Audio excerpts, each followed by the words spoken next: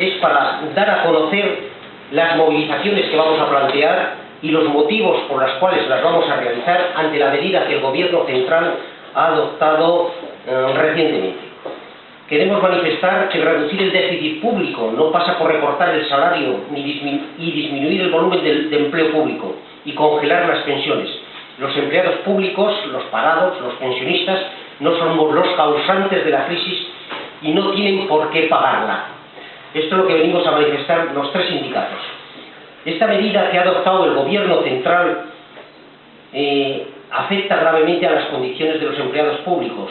Queremos señalar que es la primera vez en la historia de la democracia que se adopta una rebaja del salario. Hemos sufrido congelaciones, la congelación del 94, la congelación del 97.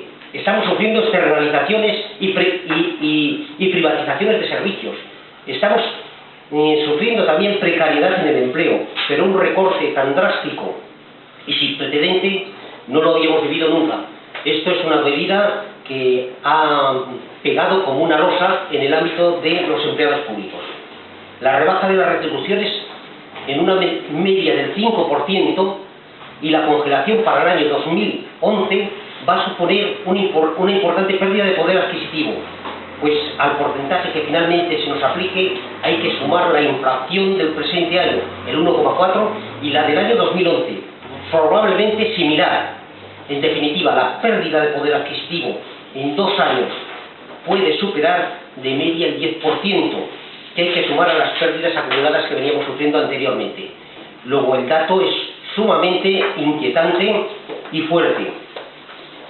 El Gobierno ha renunciado a su discurso social y se ha supeditado al mercado y ha decidido hacer caja con los empleados públicos. Ha perdido toda su credibilidad. Nosotros, los tres sindicatos que estamos aquí presentes, UGT, Comisiones y CESIF, el día 25 de septiembre firmamos un acuerdo con el Gobierno central, concretamente con la vicepresidenta primera del Gobierno, María Teresa Fernández de la Vega.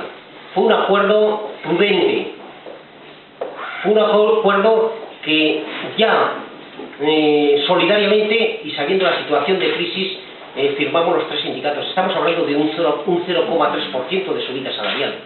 Luego ya hicimos un esfuerzo. Los empleados públicos a lo largo de la historia venimos haciendo esfuerzos solidarios para sacar adelante este país. Por eso insistimos, el acuerdo fue prudente, el acuerdo del 25 de septiembre, pero hemos visto truncado el mismo. Y claro, esto supone que hay un incumplimiento de acuerdo. El incumplimiento de acuerdo tiene que ser contestado. Con la adopción de esta medida que plantea el Gobierno se quiebra la paz social en los servicios públicos, tras 6 años de moderados avances y mejoras, y se opta por retornar a la senda del incumplimiento, del desencuentro, de la crispación, que en épocas anteriores tan nefastas repercusiones provocó en la forma y calidad de los servicios a prestar a los ciudadanos. Se apela cínicamente a la necesidad de un esfuerzo solidario, algo tenido en cuenta cuando se suscribió el acuerdo, que ya era plenamente consciente de la mala situación económica del país, como he señalado, mostrándose muy moderado y realista en cuanto a las medidas. Otra cuestión que queremos insistir es la situación real de los empleados públicos aquí en España, en el entorno de la Unión Europea y también concretamente en La Rioja. La población empleada en el sector público es del 9,5%, mientras que en la Unión Europea asciende a un 16%. Y si nos ceñimos en concreto a empleados públicos, estamos hablando de un 6,5% de empleados públicos en España y una media del 10% en la Unión Europea. Estamos por la baja, con cifras bajas por debajo de la Unión Europea. Y estos datos a efectos de La Rioja hay que señalar. En La Rioja el porcentaje de empleados públicos con relación a la población no llega al 5%. No llega al 5%. Estamos por debajo de la media española.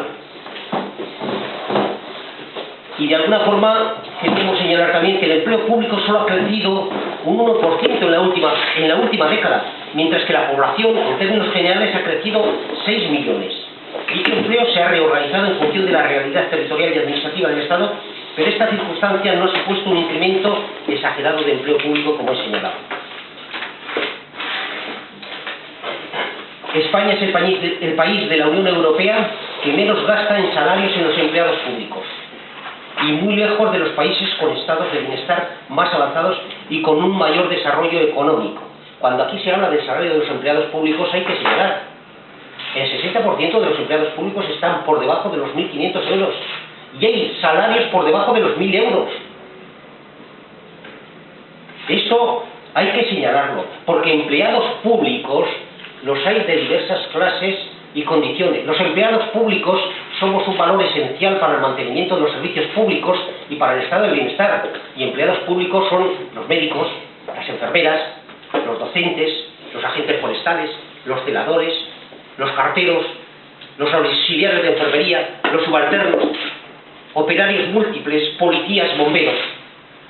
Y yo creo que conviene señalar que a veces la figura tan denostada del empleado público, si la llevamos ya al colectivo en concreto, ya tiene más valor, porque insisto, sin médicos, sin este tipo de colectivos, mal lo tenemos para el mantenimiento del estado de bienestar y de los servicios públicos.